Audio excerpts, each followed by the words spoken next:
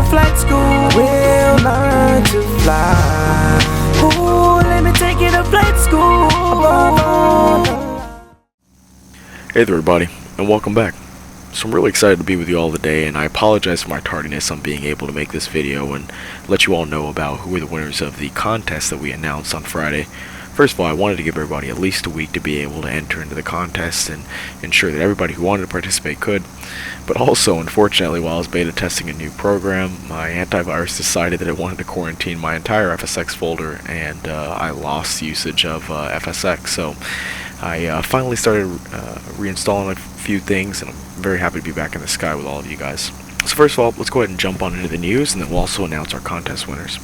So one big announcement I want to make sure that everybody knew about from Dovetail, although it has not been announced officially, is that Dovetail will be announcing their latest install of FSX Steam Edition coming out this week. The version will be 62611. And that version will take most of the things from the previous beta test along with some new items we'll be testing, and it will not be a official install, but instead will also go into an open beta for the community to test. Now they may decide to change that, but for right now it is slated as a open beta. So look forward to that, and I hope that everybody checks into Steam frequently to see when that open beta will begin. Let's talk about some of the other news that's out there on the internet.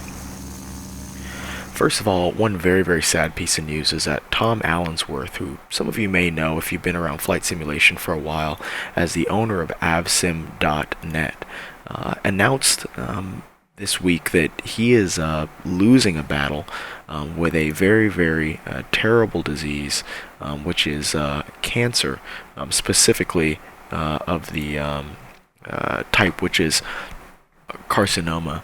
And you know, I don't want to get too gruesome about it, but, you know, it's a very severe tumor that's infected pretty much all of his body, and he's pretty much stated that at this point it seems to be terminal. So, although Avsim is continuing to look at the continuity plan for the website, I would ask that all of you, whether you're on Avsim or not, recognize that this is a man who has helped the continuity of the flight simulation community over all these years after Microsoft abandoned it, and has really made, you know, more contributions probably to the flight sim community than anybody else. So send him your best wishes and your prayers, and if you are part of Avsim, be sure to drop him a line there. The next thing that I wanted to talk about is actually a bit of news that's coming out of Aerosoft, and it's a very exciting announcement because it's a plane that I've been waiting for a long time.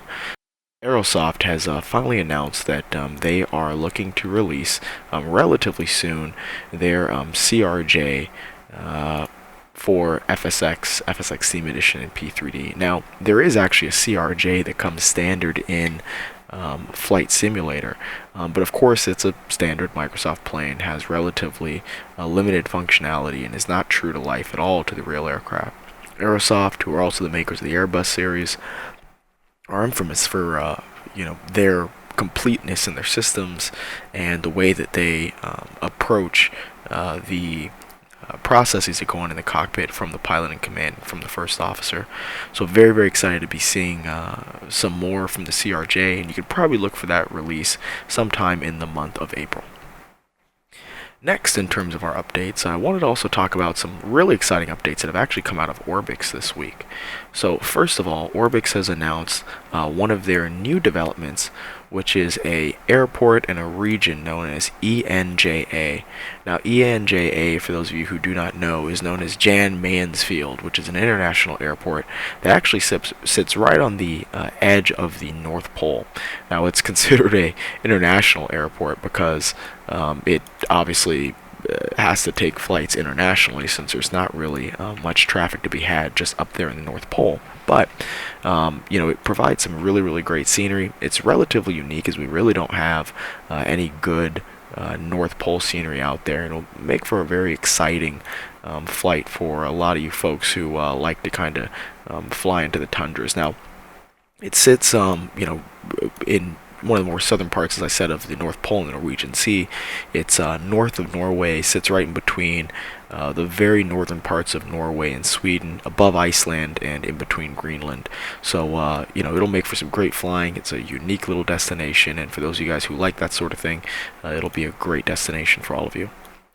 Also, Orbx announced something very, very cool, which Orbx is known for pushing the limit in terms of what this 8-year-old program is capable of giving us in terms of visual fidelity. And they really have outdone themselves once again in a new immersion product, which is known as FTX HD trees. Now, make no mistake, the trees that are already in FTX Global are pretty doggone outstanding. I've never heard anybody really complain about them. But these give a very, very lush addition to the FSX platform, as they really just provide a new sense of immersion. They blend very, very well with a lot of the modern sceneries that are out there. And for those of you guys who are bush flyers and like to fly around in smaller aircraft, such as the one that I'm flying in today, and kind of low to the ground and really get to soak up the scenery, these will enhance your experience that much more. So look out for the FTX HD trees to come out here relatively soon. You can also expect that to be a release either at the end of this month, but more than likely in the very early part of April. So with that said, let's go ahead and talk about our contest winners. Alright, so let's go ahead and talk about our winners. So first of all, I'll start by saying that the Duke Turbine V2 was so popular in the giveaway that I decided, you know what, let's go ahead and give the people what they want. I decided to go ahead and not just give away one, but I'm actually going to be giving away 2 of them because it was so popular in the comments. So with that said, we'll go ahead and start out with the Duke Turbine V2. And the first one will be going to Alan Gilbert. And the second will be going to Rupert61. In terms of the joystick will be going to 0 bets or 0 beats. The box FSX edition will be going to Gene Bush. The Orbx Airport will be going to Richard Walklate, or Walklati, I'm not really sure how to pronounce that.